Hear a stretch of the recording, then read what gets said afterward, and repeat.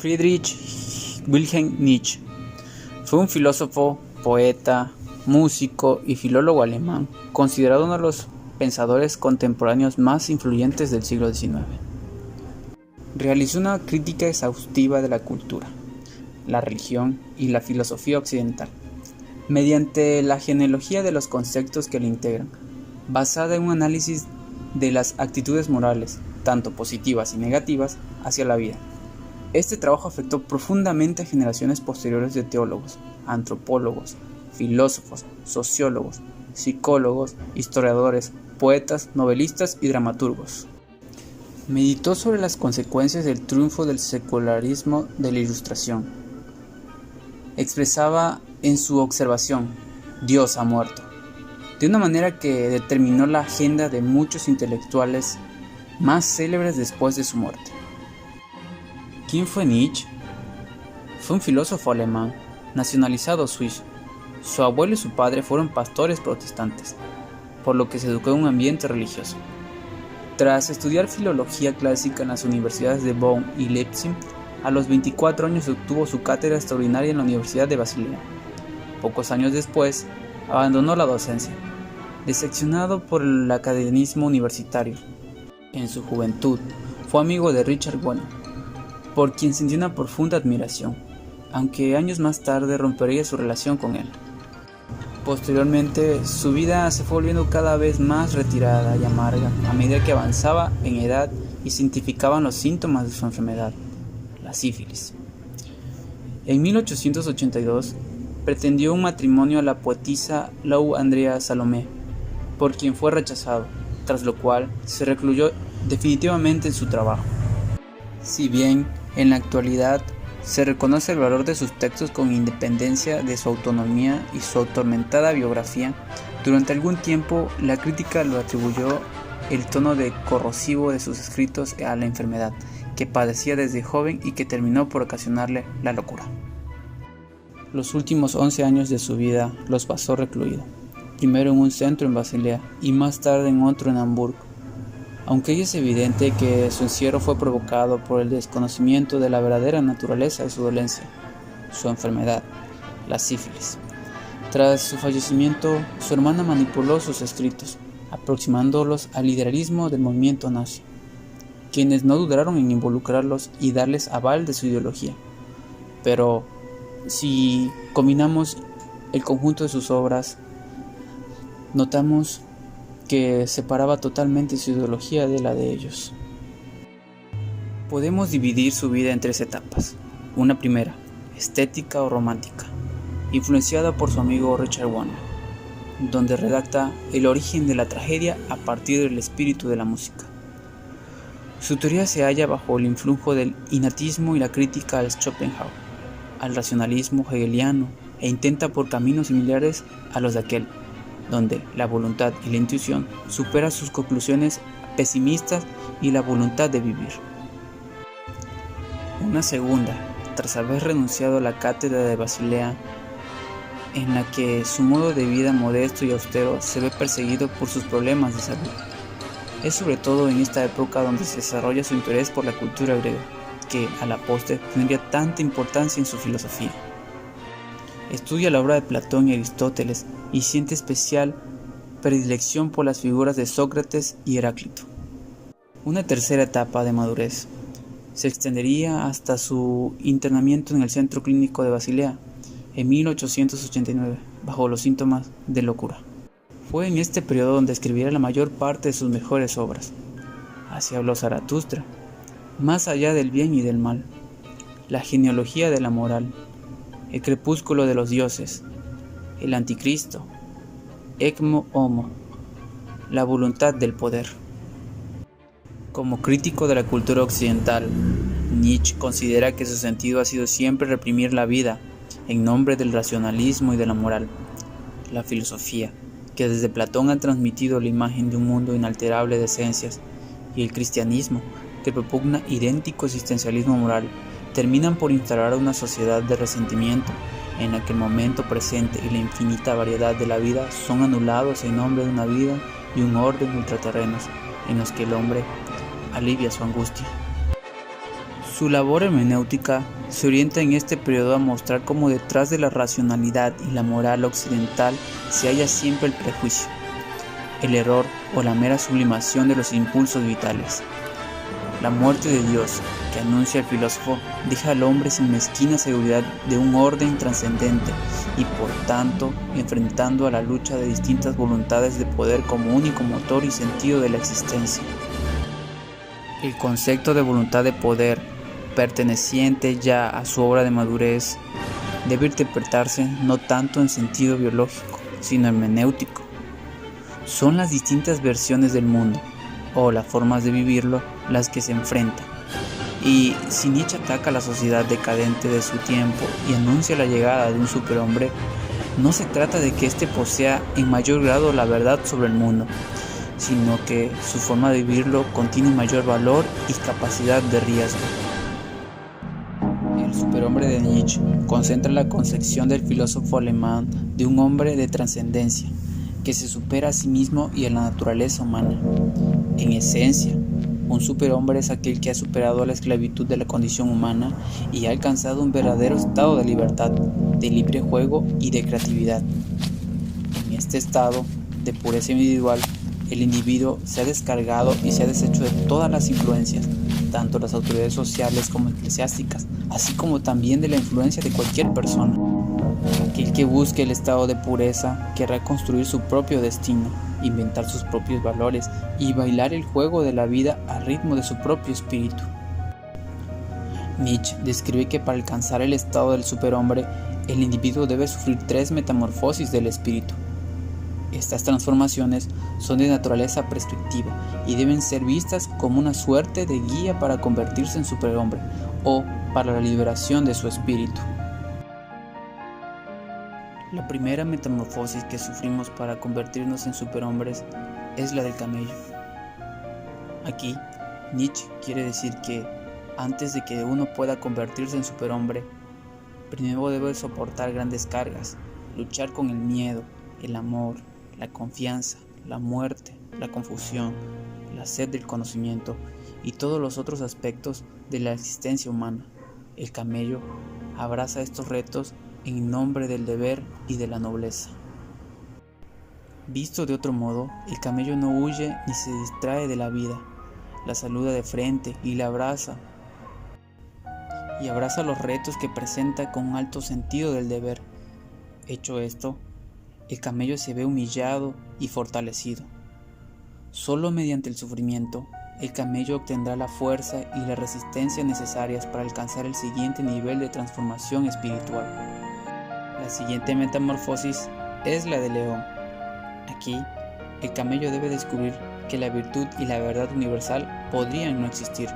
Solo puede tomar 2 caminos: o rechaza la vida por no tener sentido y se suicida, o reclama su propia libertad y crea su propio significado y su propia virtud.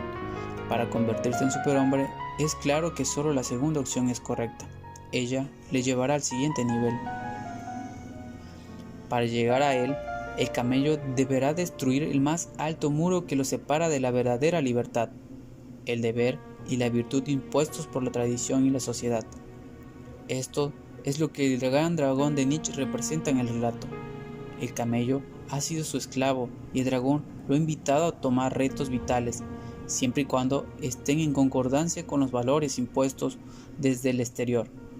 Podemos ver al dragón como la simple representación de todo aquel que intenta decirnos cómo vivir. El camello deberá rechazar al dragón de tradición y mandamientos, pero no podrá hacerlo en su actual forma de camello, amante de los deberes. Para ello, deberá transformarse. Sus anteriores pruebas le han permitido alcanzar la suficiente fuerza para convertirse en el león, símbolo de coraje, tenacidad, desilusión e incluso rabia. Solo en este estado el espíritu es capaz de pronunciar un rotundo no. Este no representa el rechazo absoluto a cualquier control externo y a todos los valores tradicionales. Toda cosa impuesta por los otros individuos, sociedades, iglesias, gobiernos, Estado, familias, así como toda forma de propaganda debe ser expulsada con un poderoso rugido. Esto no quiere decir que el león crea que las virtudes y los valores impuestos por aquellas entidades son malvados o corruptos. De hecho, podrían ser buenas y útiles. Sin embargo, también es un hecho que deviene de una autoridad externa y por ello se requiere su expulsión. El superhombre es el individuo absoluto y por lo tanto debe inventarse sus propios valores en sus propios términos. Último, tenemos la tercera y última transformación, la del niño. Después de que León ha pronunciado el sagrado no, el espíritu deberá experimentar una transformación más en el camino para llegar a ser el superhombre. Es entonces que Nietzsche sostiene que León deberá transformarse para olvidar. El espíritu ha sufrido mucha confusión y confinamiento, pero es necesario que vacíe su mente del pasado. Esto lo logrará pronunciando el sagrado sí.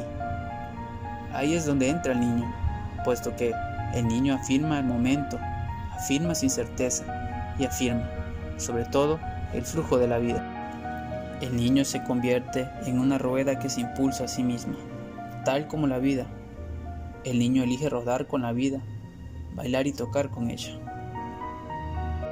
Finalmente, para Nietzsche, la creación pura emerge de un estado de juego. Cuando una persona puede alcanzar un entendimiento infantil, una mente inmersa en el momento y llena de maravilla y regocijo, esta persona podría asirse a su propia voluntad, crear su propia virtud y, así, inventar su propia realidad.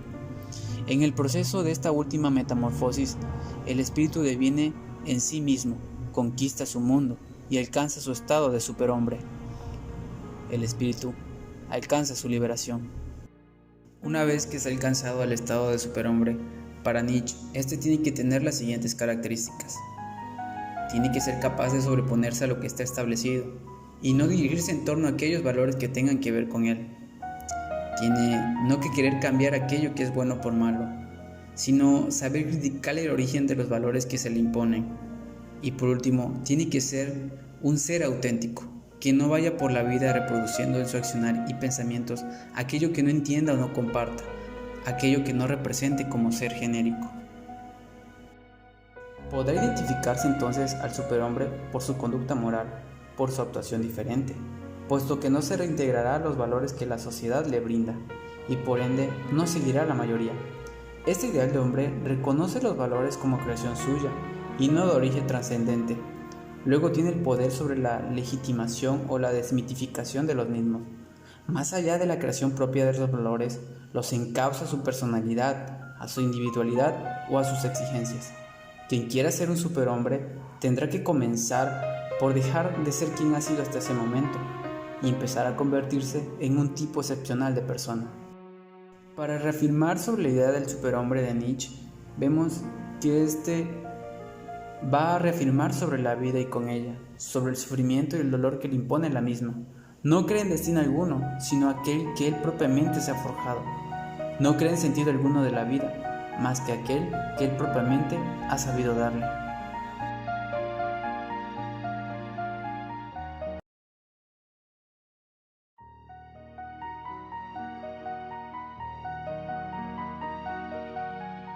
Nietzsche aportó distintos filósofos lo toman como influencia.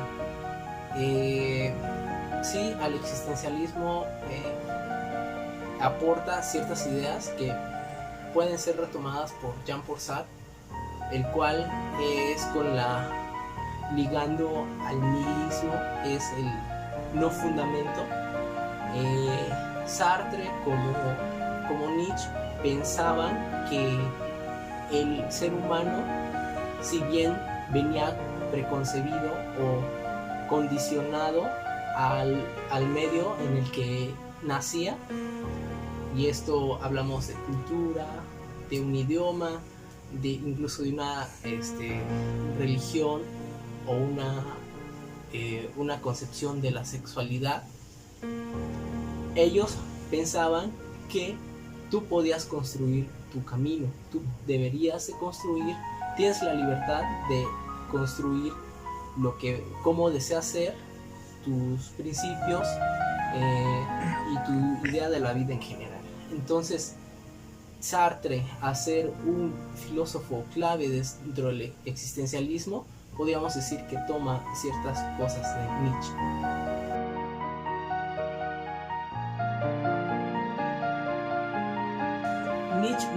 pensaba una muerte literal, sino no es que él tomara una daga y se la clavara a un dios determinado, sino que él pensaba que había llegado el momento en el cual la humanidad dejara de asumir los valores morales, las ideas de conducta que se les eran impuestas, ya sea por alguna religión, como en la sociedad decimonónica empezaba a hacer la religión a un lado. Entonces él hacía esa exigencia de que quitaran los valores que les condicionaban, y esto los llevaba al nihilismo, a la idea de el no fundamento, como anteriormente lo hemos platicado. Y para no quedarnos en el nihilismo, para no quedarnos en la nada, él hacía la propuesta del superhombre o del Übermensch, el cual el superhombre es aquel ser que crea sus valores, crea su forma de actuar y no acepta que los demás le impongan. Él veía al superhombre como un endiosamiento del hombre, en el cual no ponía nada más sobre encima de él. Él era el principio y el fin de sus actos.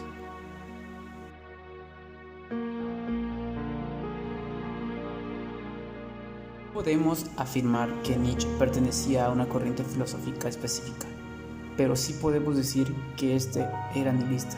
¿Y qué es el nihilismo? Es el rechazo de todos los principios religiosos y morales o un mundo de creencias en la vida. Todos estos pierden el sentido y el porqué.